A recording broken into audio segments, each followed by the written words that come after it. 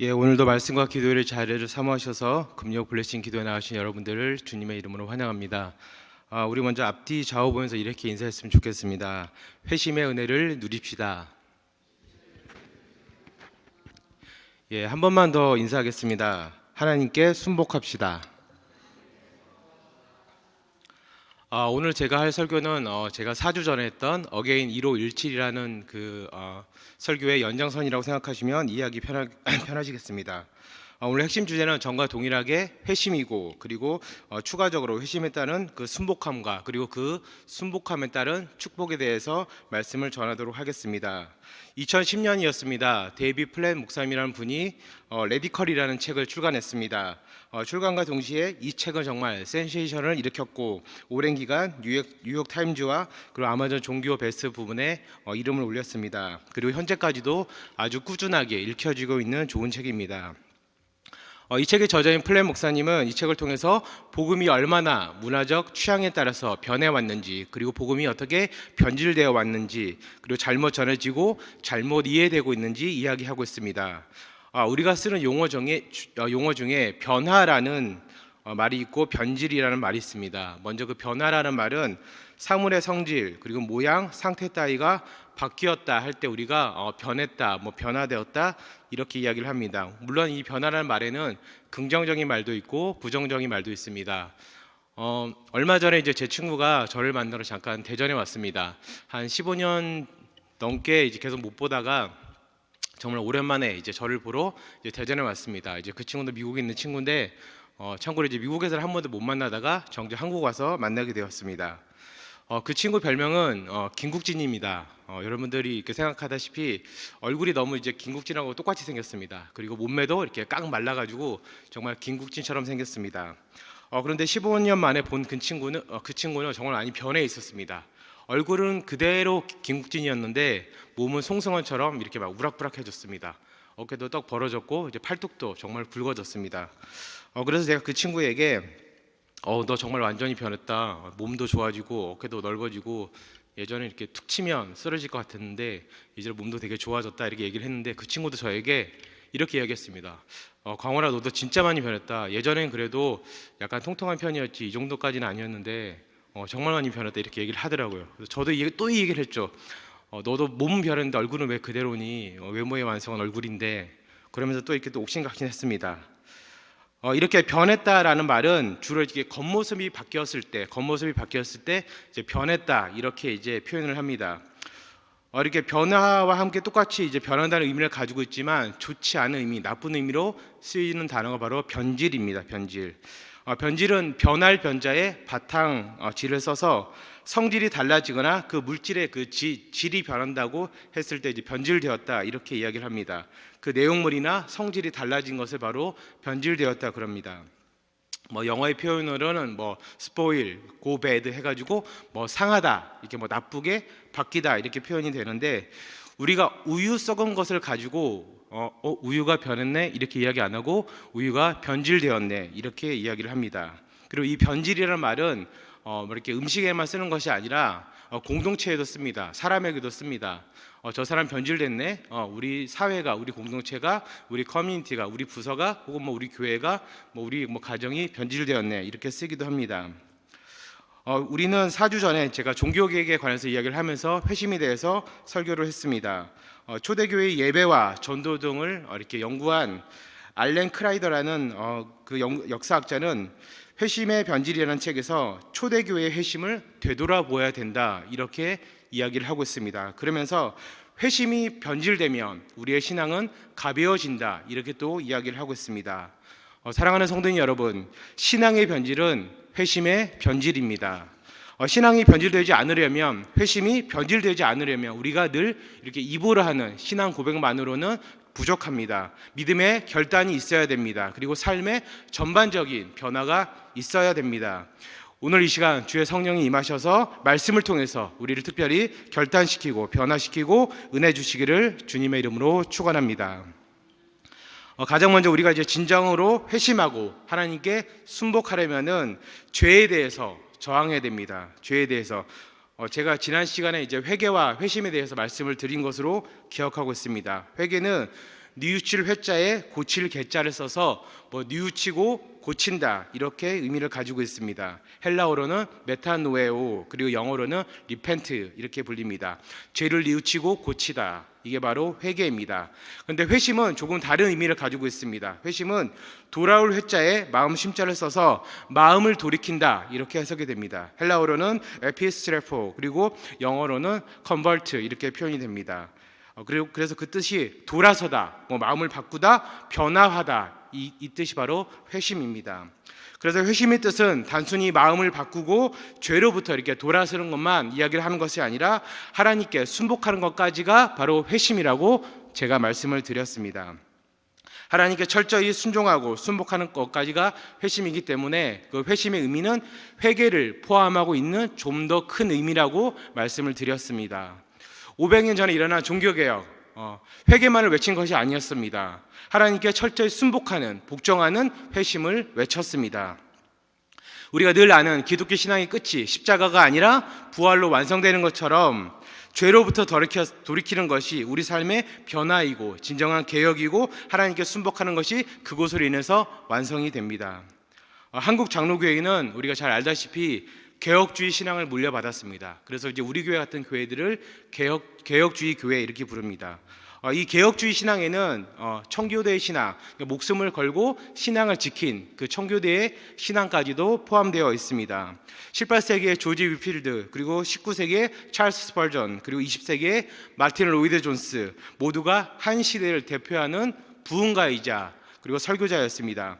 이들이 공통적으로 외쳤던 것은 부흥이 아니라 바로 회심이었습니다. 그들의 설교에는 하나같이 참된 신자와 거짓 신자를 이렇게 분별하는 내용이 담겨져 있었고, 참된 믿음에 대한 촉구가 담겨져 있었습니다. 그리고 그 참된 믿음은 바로 하나님께 순복하는 거다 이렇게 이야기하고 있습니다.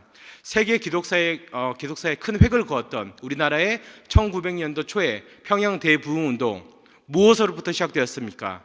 바로 길선주 목사님과 하디 목사님의 회심으로부터 시작된 것이 바로 평양 대부흥 운동입니다. 자신의 죄를 자복하고 그리고 하나님 앞에서 그리고 사람들 앞에서 그 죄를 토해내고 용서를 구함으로써 죄에 저항했습니다. 그리고 회심함으로 영적 부흥을 일으킨 것이 바로 평양 대부흥 운동입니다. 지난 시간에도 말씀드렸지만 하나님께 순복하는 것은 죄에 대해서 저항하는 것입니다. 죄를 대적하는 것입니다. 오늘 본문 야고보서 4장 7절에서 8절을 다 같이 한 번 더 읽어보겠습니다. 시작. 그런즉 너희는 하나님께 복종할지어다, 마귀를 대적하라.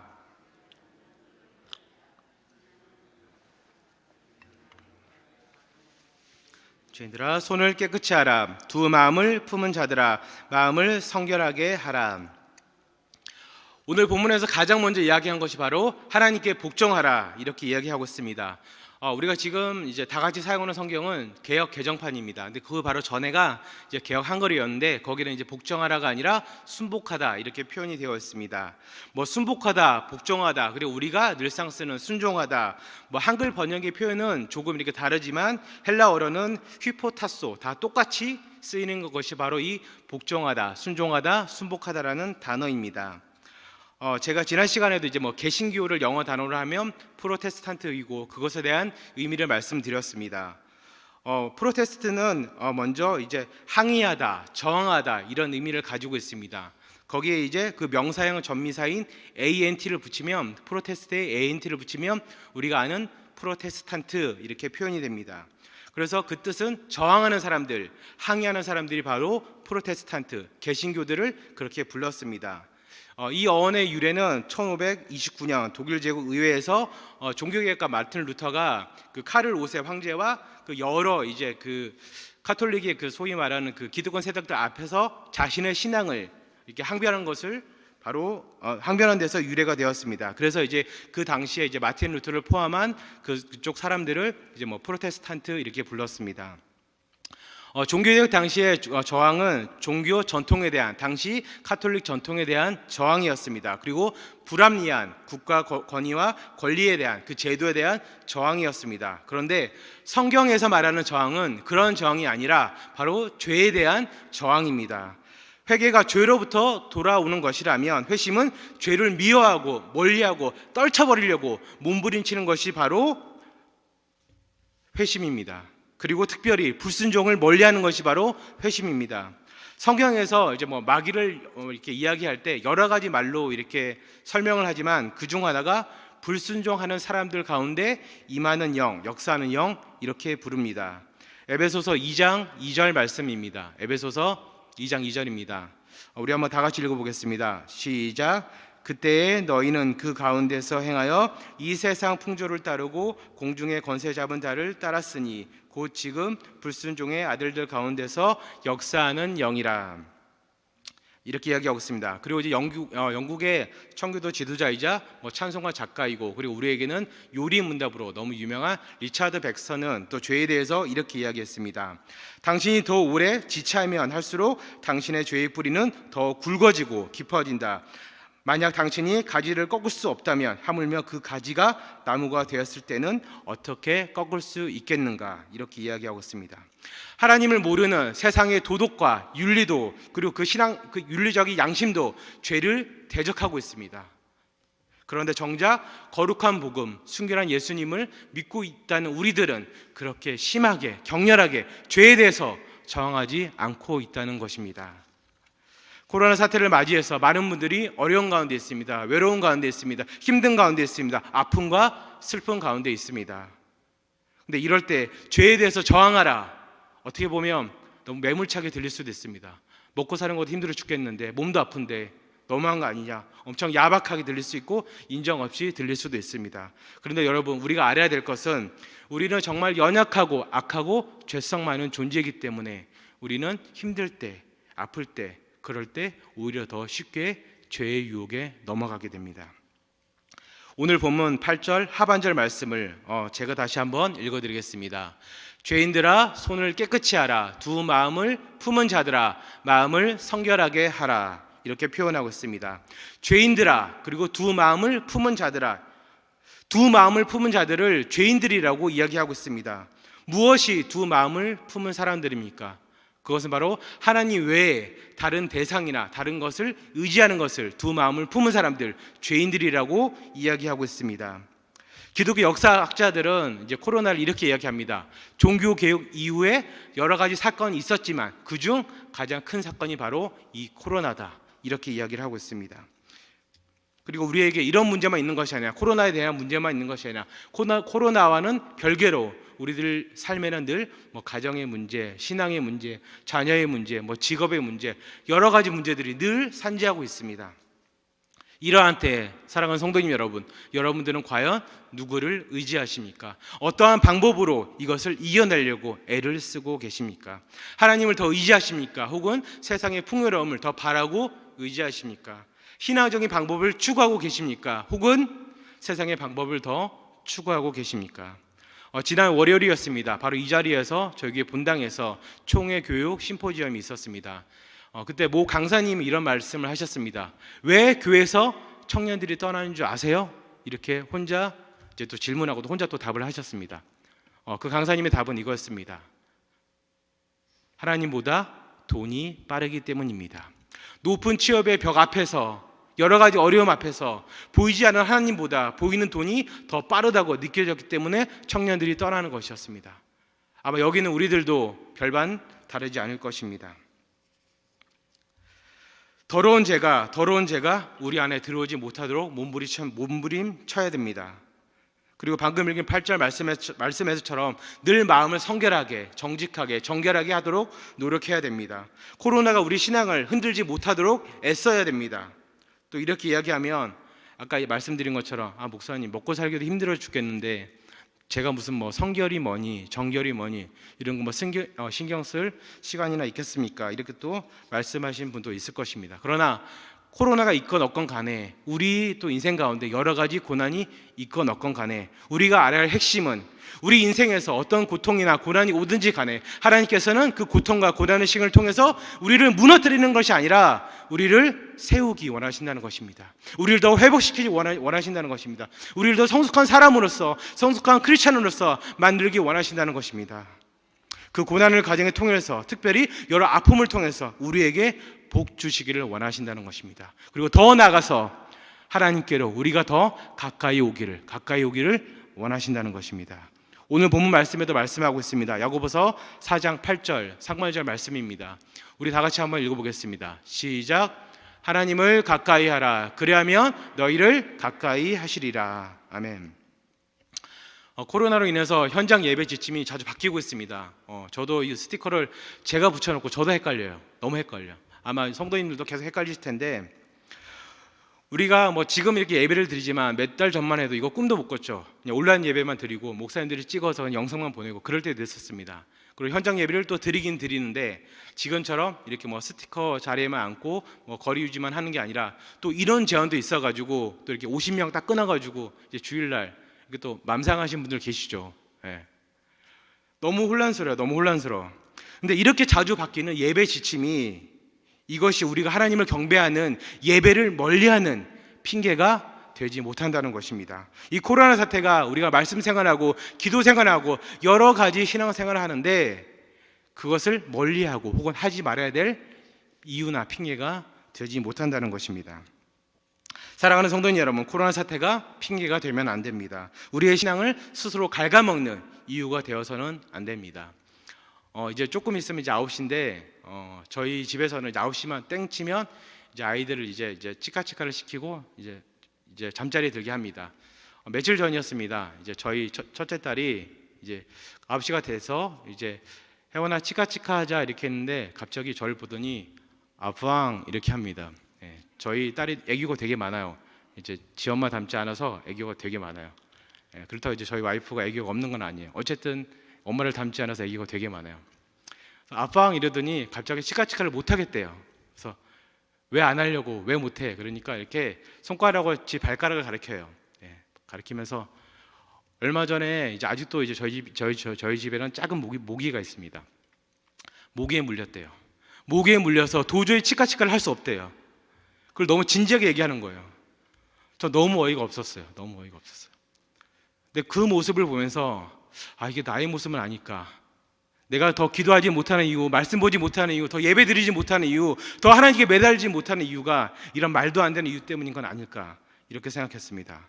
사랑하는 성도님 여러분, 코로나 사태가 핑계가 아니라 간증이 되시기를 주님의 이름으로 축원드립니다. 코로나 때문에 말씀을 더 자주 접하고, 코로나 때문에 더 찬양하고, 코로나 때문에 더 기도할 수 있는, 기도했다 그렇게 또 고백할 수 있는 간증이 되시기를 주님의 이름으로 축원을 드립니다.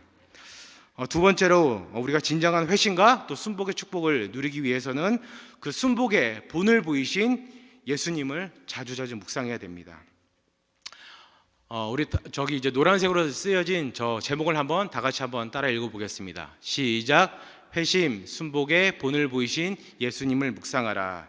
밑에 빌립보서 2장 5절에서 8절입니다. 저기 이제 11절로 잘못 나갔는데 빌립보서 2장 5절에서 8절입니다. 다 같이 한번 크게 읽어보겠습니다. 시작.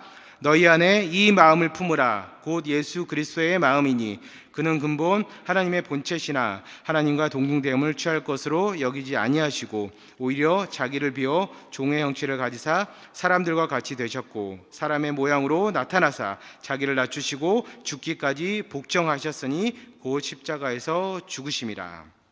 아멘. 그리고 말씀 한 구절만 더 보겠습니다. 오늘 본문 말씀인 야고보서 4장 7절과 10절입니다. 시작. 그런즉 너희는 하나님께 복종할지어다. 마귀를 대적하라. 그리하면 주께서 너희를 높이시리라. 아멘. 흔히들 복음의 속성을 이야기할 때 이렇게 위에서 아래로 임하는 은혜, 업사이드 다운 블레싱 이렇게 표현을 합니다. 왕이신 예수님께서 피조물이 되셨습니다. 종이 되셨습니다. 종이 되셔서 섬기셨습니다. 대속제물이 되셔서 죽으셨습니다. 그리고 그렇게 하심으로 그 사랑을 확증하셨습니다. 이제 얼마 안 있으면 이제 12월입니다. 그리고 곧 크리스마스가 다가옵니다. 크리스마스는 온 인류의 축복이자 우리에게 가장 큰 은혜의 시간입니다. 왜냐하면 우리를 영원한 죽음에서부터 영원한 삶으로 인도하실 예수님께서 이 땅에 오신 첫날이기 때문입니다. 그런데 크리스마스는 하나님께는 가장 속상하고 힘들고 아픈 날입니다. 사랑하는 독생자를 대속의 제물로 보내신 날이 바로 크리스마스이기 때문입니다. 창조주 하나님과 동등하신 그 예수님께서 순복하심으로 대속의 제물이 되기 위해서 이 땅에 오셨습니다. 여러분 한번 곰곰이 생각해 봤으면 좋겠습니다. 대신 죽기 위해서 내가 누구를 위해서 혹은 내 자녀들이 누구를 위해서 대신 죽기 위해서 이 땅에 태어났다. 이해가 되십니까? 2017년 두란노에서 이렇게 번역돼서 출간한 책이 하나 있습니다. 팀 켈러 목사님의 책인데 한국어 제목은 예수이고 원 제목은 히든 크리스마스, 감추어진 크리스마스라고 합니다. 이 책에서 팀 켈러 목사님은 예수님의 오심에 대한 여러 가지 의미에 대해서 집중적으로 이야기하면서 한번 이렇게 이야기했습니다. 신앙은 흥정이 아니다, 순복이다. 사랑하는 성도님 여러분, 우리가 어찌 감히 하나님의 그 큰 사랑을 알겠습니까? 우리가 어찌 감히 예수님의 그 사랑의 순복하심을, 이 땅에 오신 그 순복하심을 우리가 흉내나 내겠습니까? 우리는 감히 그 사랑을 제대로 알 수도 없고 그 예수님의 순복함을 흉내낼 수도 없습니다. 그러나 우리는 그 사랑과 순복함을 따라 살려고 매일매일 노력하고 애써야 됩니다. 우리의 상황에 따라, 우리의 신앙의 그런 여러 가지 조건에 따라서 신앙을 흥정하는 것이 아니라 늘 항상 무조건 순복해야 됩니다. 무조건 하나님께 복종해야 됩니다. 좋을 때 좋아서 신앙생활하기 힘들고 힘드니까, 당연히 힘드니까 내가 신앙생활하기 괴롭고 힘들고 이러면 안 됩니다. 설교 서두에 언급한 레디컬이라는 책이 있습니다. 레디컬이라는 말은 사전적 의미로는 크게 둘로 나눠져 있습니다. 첫 번째는 근본적인, 기본적이라는 뜻이 있고, 그리고 이 뜻을 바탕으로 그 근본 뿌리에는 급진적인 그리고 과격한 이런 뜻이 있습니다. 그리고 이 과격한 급진적인 뜻은 맹렬함의 뜻을 또 가지고 있습니다. 복음은 원래 그 기본이, 그 바탕이 급진적인 것입니다. 맹렬한 것입니다. 대신 죽음으로 죽을 수밖에 없는 사람들을 살렸다. 인간의 기본 사고로는, 우리의 생각으로는 도저히 이해할 수 없는 부분이 바로 이 예수 그리스도의 십자가의 사랑입니다. 나 자신은 고사하고 작은 욕심 하나 버리지 않는 우리는 절대로 이 맹렬한 복음, 이 맹렬한 사랑을 이해할 수가 없습니다. 그리고 이 복음을 또 몸소 보여주신 분이 예수 그리스도이십니다. 이런 말이 있죠. 빨간 사과, 녹색 오이, 달달한 설탕. 굳이 앞에, 사과 앞에 빨갛다는 말, 설탕 앞에 달달하다는 말을 붙이지 않아도 우리는 사과가 빨간 줄 알고 설탕이 달달한 줄 압니다. 그런데 맹렬한 사랑을 담고 있는 그 복음을 전해야 될 우리들이, 엄밀히 말하면 우리들이 그 맛을 잃었기에, 그 빛을 잃었기에 이 데이비 플랫 목사님은 책 제목을 레디컬, 굳이 붙였습니다. 우리가 책 제목처럼 레디컬하게, 맹렬하게, 급진적으로 우리의 모든 것을 관두고 교회에 와서 살라, 그런 말이 아닙니다. 이단들처럼 모든 것 다 팔아버리고 가족들 멀리하고 다 교회에 와서 이것저것 하라는 것이 아닙니다.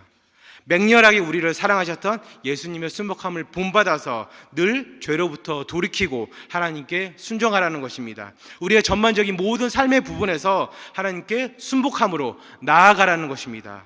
아무쪼록 순복의 본인 대신 예수님을 매일매일 묵상하심으로 하루하루 조금씩이라도 더 그 순복함으로 나아가시는 은혜를 누리시기를 주님의 이름으로 축원드립니다. 마지막 세 번째로, 믿음은 순종으로 증명되고 축복은 순복으로부터 옵니다. 성경에서 이제 축복을 이야기할 때 우리가 아브라함의 이야기를 빼놓고 이야기할 수가 없어요. 우리 창세기 26장 말씀을 우리 다 같이 한번 읽어보겠습니다. 시작. 내 자손을 하늘의 별과 같이 번성하게 하며 이 모든 땅을 내 자손에게 주리니 내 자손으로 말미암아 천하 만민이 복을 받으리라. 계속해서 히브리 말씀도 같이 한번 읽어보겠습니다. 시작. 이러므로 죽은 자와 같은 한 사람으로 말미암아 하늘의 허다한 별과 또 해변의 무수한 모래와 같이 많은 후손이 생육하였느니라. 아멘. 방금 읽은 두 말씀은 너무나도 유명한 말씀입니다. 그리고 우리도 이 말씀을 읽으면서 기도합니다. 이 축복이 주님 저에게도 임하게 해 주시옵소서, 이렇게 기도합니다. 근데 하나님께서는 이 축복을 아브라함에게 거저 그냥 주신 것이 아닙니다. 결론적으로 말씀을 드리자면 이 아브라함의 축복은 순복의 결과입니다. 창세기 12장 1절 그리고 4절을 우리 다 같이 한번 읽어보겠습니다. 시작. 여호와께서 아브라함에게 이르시되 너는 너의 고향과 친척과 아버지 집을 떠나 내가 내게 보여줄 땅으로 가라. 이에 아브라함이 여호와의 말씀을 따라갔고 롯도 그와 함께 갔으며 아브라함이 하란을 떠날 때에 75세였더라. 여기 보면 여호와께서 아브라함에게 이르시되, 그리고 그래서 떠났고 갔습니다. 그리고 4절 말씀에 아브라함이 여호와의 말씀을 따라갔고, 교통이 발달되지 않은 그 이제 이스라엘 지방, 당시 또 고대 근동 지방에서 주거지를 옮긴다는 것은 정말 어마어마한 결단이 필요한 일이었습니다. 무더운 사막의 기후, 제가 알기로는 평균 45도에서 50도까지도 올라가는 걸 알고 있습니다. 물이 전혀 없습니다. 가다가 객사할 수도 있습니다. 그리고 강도나 짐승의 위협 충분히 만날 수 있습니다. 그리고 이제 그 당시 시대에 또 주거지를 옮긴다는 것은 남겨둔 가족들을 영영이 보지 못한다는 그런 또 각오도 필요한 일이 바로 그 당시에 주거지를 옮기는 일이었습니다. 아브라함은 하나님의 그런 말씀을 따라서 어떠한 이유도 달지 않고 떠났고 갔습니다. 어떠한 질문도 하나님께 하지 않았습니다. 저라면 이제 그렇게 질문할 것 같아요. 하나님 도대체 어디로 가라는 겁니까? 떠나라는 건데 어디로 가라는 겁니까? 우리가 요즘은 이제 내비게이션도 있고 그리고 예전에 이제 지도도 있어서 이렇게 잘 다녔지만 무조건 가래요. 그 당시 사막 허허벌판으로. 도대체 어디로 가라는 겁니까? 그리고 저라면 또 이렇게 물었을 것 같아요. 하나님 거기는 살만한 곳입니까? 먹을 것은 풍부한가요? 가는 길은 안전히 지켜주실 건가요? 온갖 수많은 질문을 던진 다음에 굳이 오늘 가야 될까요? 저라면 또 이렇게 물었을 것 같아요. 그러나 아브라함은 그 어떤 질문도 하지 않았습니다. 하나님께 순복함으로 나아갔습니다. 아브라함이 이렇게 하나님께 순복함으로 나아갈 수 있었던 이유는 하나님께 순복하는 것이 참 믿음이고 그것이 축복의 지름길임을 알았기 때문입니다. 우리는 어떠한 일을 하거나 그리고 혹은 앞으로 나아갈 때 우리는 본능적으로 우리가 경험했던 것들을, 그런 지식들을 다 끌어다가 다시 한번 이렇게 생각을 해보는 경향이 참 강합니다. 최근 들어서 유행한 단어 중에서 이제 우리가 예전엔 쓰지 않았는데 지금 이제 아주 자연스럽게 쓰는 단어가 바로 빅데이터입니다. 빅데이터는 기존의 데이터베이스 관리 도구의 능력을 넘어서는 그 대량 그냥 겨우 몇백 메가가 아니라 수십 테라바이트의 정형 또는 심지어 그 데이터베이스 형태가 아닌 비정형의 데이터까지도 다 끌어 모아다가 가치를 추출하고 결과를 분석하는 기술이 바로 빅데이터입니다. 근데 이 빅데이터의 개념이 우리에게 없었던 것이 아닙니다. 여러분 통계학 아시죠? 통계학이 바로 빅데이터의 개념이고 그 통계학을 좀 많이 발전시킨 버전이 바로 빅데이터입니다. 우리들은 우리들만의 아주 단편적인 빅데이터들을 다 가지고 있습니다. 우리들의 경험이나 지식이 바로 우리들만의 빅데이터입니다. 코로나 사태로 모든 것이 무너진 가운데 우리는 다시 일어서기 위해서 그리고 회복되기 위해서 우리의 모든 그런 경험과 지식과 모든 것을 동원합니다. 그러나 정작 하나님께 엎드려 기도하거나 하나님의 일하심을 기대하지는 않는 것 같습니다. 구약에서 하나님을 부를 때 자주 쓰는 이름이 바로 여호와 하나님이라고 부릅니다. 출애굽기 3장에서 모세는 처음으로 하나님을 여호와 하나님이라 부르면서 그 뜻을 설명하고 있습니다. 출애굽기 3장 15절입니다. 우리 다 같이 한번 읽어보겠습니다. 시작. 하나님이 또 모세에게 이르시되 너는 이스라엘 자손에게 이같이 이르기를 너희 조상의 하나님 여호와 곧 아브라함의 하나님 이삭의 하나님 야곱의 하나님께서 나를 너에게 보내셨다 하라. 이는 나의 영원한 이름이요 대대로 기억할 나의 칭언이라. 아멘.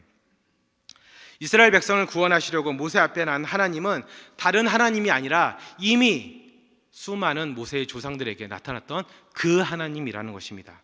사랑하는 성도님 여러분, 아브라함의 하나님께서 여러분들의 사업장을 회복시키실 것입니다. 야곱의 하나님께서 무너진 여러분들의 가정을 회복시키실 것입니다. 그리고 야곱의 하나님께서 앞으로의 우리의 삶도 축복해 주실 것입니다. 그리고 과거에 우리를 일으켰던, 우리나라를 일으켰던, 이 세계를 고치시고 일으켰던 하나님께서 앞으로의 이 나라와 이 민족과 우리의 가정과 교회도 일으키실 것입니다. 우리가 우리의 지식이나 경험이나 방법으로 얻을 수 있는 복이나 이렇게 찾을 수 있는 방법은 한계가 있습니다. 그러나 전능하신 하나님께서 부어주시는 그 복에는 한계가 없습니다. 여러분들 그 자녀들 공부 안 하면 화나잖아요. 여러분 이거 통계치입니다. 자녀들이 아무리 공부를 열심히 해도 이게 통계치예요. 물론 뛰어난 자녀들도 있어요. 여러분이 아무리 열심히 해도 여러분이 공부한 것보다 조금은 더 합니다. 그래서 그때 아주 예전에 홍기 목사님이 오셔서 말씀하셨죠. 공부는 유전이다. 그러나 하나님께서 자녀들을 만지시면, 우리 청년들을 만지시면 여러분들이 생각했던 것 이상의 취업의 문이 열립니다. 사업의 아이템을 하나님께서 주십니다. 공부의 문을 열어주십니다. 성경에는 비단 아브라함뿐만 아니라 많은 성경의 인물들이 큰 복을 누렸습니다. 감히 인간으로서는 상상할 수 없는 복을 누렸습니다. 노아는 순종함으로 방주를 만들어서 전 인류의 멸망을 막았습니다. 그리고 자신의 가족들도 구했습니다. 그리고 한낱 목동이었던 다윗은 하나님의 말씀에 순종해서 물맷돌을 들고 골리앗과 맞서 싸웠기 때문에 그 민족을 구하고 이스라엘의 왕까지 되었습니다. 다니엘과 세 친구들은 어땠습니까? 하나님 말씀에 순종해서 왕의 진미를 거부했기 때문에 풀무불에 던졌지만, 사지굴에 던졌지만 건짐을 받고 후에 그 나라의 그 큰 제국의 또 높은 관리로 또 등용되었습니다. 에스더는 어땠습니까? 죽으면 죽으리라 하면서 그 겨우 일개 후궁의 신분으로 나갔지만 그 민족을 구하고 황후가 되는 축복을 누렸습니다. 사랑하는 성도님 여러분, 앞서 읽어드린 말씀과 같이 믿음은 순종으로 증명되고 축복은 순종함으로부터 옵니다. 우리의 신앙은 코로나 사태로 인해서 솔직히 말하면 이제 민낯이 다 드러났습니다. 저도 이제 교육자라서 이렇게 사람을 판단하는 게 아니라 계속해서 나오실 것 같은 분이 안 나와요. 그리고 저분은 뭐 이제 초신자고 새신자니까 안 나올 것 같은 분들이 나와요. 그리고 이제 신방을 요즘 이제 좀 풀려서 좀 하고 있는데, 신방을 하다 보면 의외로 열심히 할 것 같은 분들이 안 해요. 근데 의외로 이제 뭐 포기했다는 건 아닌데, 이분은 뭐 하면 감사한 거고 안 해도 아직 어쩔 수 없는 거고 믿음이 연약하시니까. 근데 막상 신방을 해보면 그런 분들이 정말 열심히 말씀 읽고 있고 기도 생활을 하고 있고 성경 필사하고 있고 많이 하고 있어요. 여러분, 좋을 때 편할 때 신앙생활 하는 거 그거 솔직히 누구나 다 할 수 있습니다. 그런데 이렇게 어려울 때 모든 것이 이렇게 제한되어 있을 때 우리의 그런 민낯이, 신앙의 민낯이 다 드러납니다. 그래서 우리는 이러한 시대에 우리가 신앙생활을 제대로 하려면 정말 큰 결단이 필요합니다. 큰 의지가 필요합니다. 인류의 역사를 보면 하나님께서는 이 세상이 어지러울 때, 정말 많이 망가졌을 때 세상을 이렇게 한번 들었다 놓으십니다.